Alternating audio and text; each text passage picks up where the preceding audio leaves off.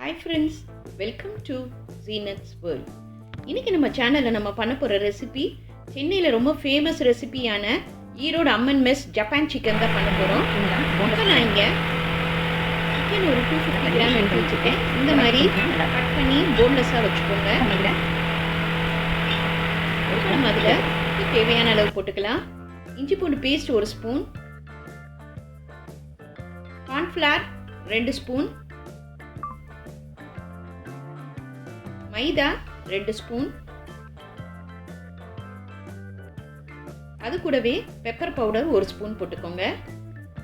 இப்போ இதை நம்ம நல்லா மிக்ஸ் பண்ணிக்கலாம். சிக்கனில் ஏற்கனவே தண்ணி இருக்கும். இப்போது பத்தலைன்னா நம்ம கொஞ்சமாக தண்ணியை தெளிச்சு விட்டு மிக்ஸ் பண்ணிப்போம். ரொம்ப தண்ணி ஊற்ற வேணாம், கொஞ்சம் ஊற்றினா போதும். இப்போ நல்லா மிக்ஸ் பண்ணியாச்சு.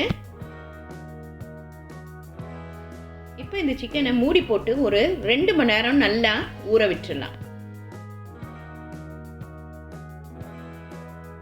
நான் ஒரு 10-12 பூண்டை தோலை உரிச்சிட்டு நல்லா சாப் பண்ணி வச்சுருக்கேன். இது ஒரு சைடில் இருக்கட்டும். நான் மிக்ஸி ஜாரில் ஒரு 15 முந்திரி எடுத்துக்கோங்க. இதை நல்லா நைஸாக அரைக்கிறதுக்கு ஒரு 2-3 ஸ்பூன் பால் ஊற்றிக்கோங்க.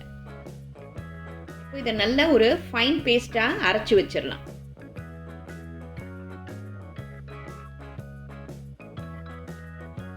இப்போ சிக்கன் இங்கே நல்லா ஊறிடுச்சு. இப்போ நம்ம ஃப்ரை பண்ணி எடுத்துடலாம். சூடான எண்ணெயில் சிக்கனை கொஞ்சம் தள்ளி தள்ளி போடுங்க. நிறைய போட்டோன்னா எல்லாம் சேர்ந்து ஒட்டிக்கும். அடுப்பை சிம்மில் வச்சுக்கோங்க. அப்போ தான் உள்ளேயும் நல்லா வெந்துட்டு வெளியே நல்லா கிறிஸ்பியாக இருக்கும். இந்த சிக்கனை நம்ம நல்லா ஃப்ரை பண்ணி எடுத்துருவோம்.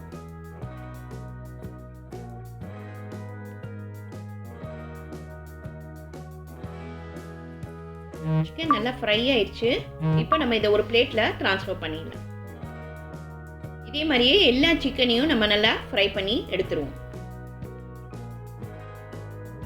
ஈரோடு அம்மன் மெஸ்ல இந்த ஜப்பான் சிக்கன் ரொம்ப ஃபேமஸ்.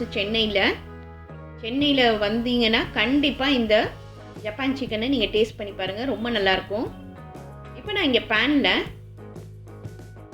ஒரு 3 ஸ்பூன் பட்டர் வர அளவுக்கு போட்டுக்கிறேன். பட்டர் நல்லா மெல்ட் ஆனவுன்னு நம்ம சாப் பண்ணி வச்சுக்கிற பூண்டையும் இதில் போட்டுடலாம். ரொம்ப டீப் ஃப்ரை பண்ண தேவையில்லை, லேசாக ஃப்ரை பண்ணால் போதும். இப்போ பூண்டு நல்லா வெந்துருச்சு பாருங்கள். இப்போ நம்ம இதில் 1 கிளாஸ் பால் ஊற்றிக்கலாம். பட்டர், பூண்டு, பால் இது 3 சேர்ந்து நல்லா கொதிக்க விடணும். இப்போ நல்லா கொதிச்சிட்ருக்கையிலே நம்ம முந்திரி பேஸ்ட்டு அரைச்சி வச்சோம் பாருங்கள், அதையும் இதில் ஊற்றிடலாம். முந்திரி பேஸ்ட்டு போட்ட உடனே பால் நல்லா திக்காகிடும். அடி பிடிக்காமல் இருக்கிறதுக்கு நல்லா கிண்டிக்கிட்டே இருக்கணும். அடுப்பை சிம்மில் வச்சுக்கோங்க. இப்போ நம்ம அதில் உப்பு தேவையான அளவு போட்டுக்கலாம். அது கூடவே 1 ஸ்பூன் சர்க்கரை போட்டுக்கோங்க. இது ஒரு மாதிரி கொஞ்சம் ஸ்வீட்டாக இருக்கும், நல்லாயிருக்கும். Pepper powder 1 spoon.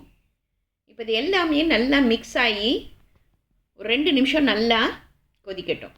அடுப்பை சிம்மில் வச்சுக்கோங்க. இப்போ ஒரு திக்கான கன்சிஸ்டன்சிக்கு வந்துருச்சு பாருங்கள். இப்போ நம்ம ஃப்ரை பண்ணி வச்சுக்கிற அந்த சிக்கனை இதில் போட்டுறணும். இப்போ இதை நல்லா மிக்ஸ் பண்ணிவிட்டு மூடி போட்டு ஒரு 2 நிமிஷம் நம்ம அப்படியே வேக விட்டுடணும். அப்போ தான் அந்த சிக்கன் அந்த ஜூஸியாக இருக்கும். நல்லா பாருங்கள் எப்படி நல்லா திக்காக எப்படி ஆயிடுச்சு பாருங்கள். ஃபைனலாக நம்ம கொத்தமல்லியை தூவி விட்டுடலாம். சூப்பரான ஜப்பான் சிக்கன் ரெடி ஆயிடுச்சு பாருங்கள். அசல் அப்படியே அந்த ஈரோடு அம்மன் மெஸ் ஹோட்டலில் இருந்த மாதிரியே இருக்கும். ரொம்ப டேஸ்ட்டாக இருக்கும்.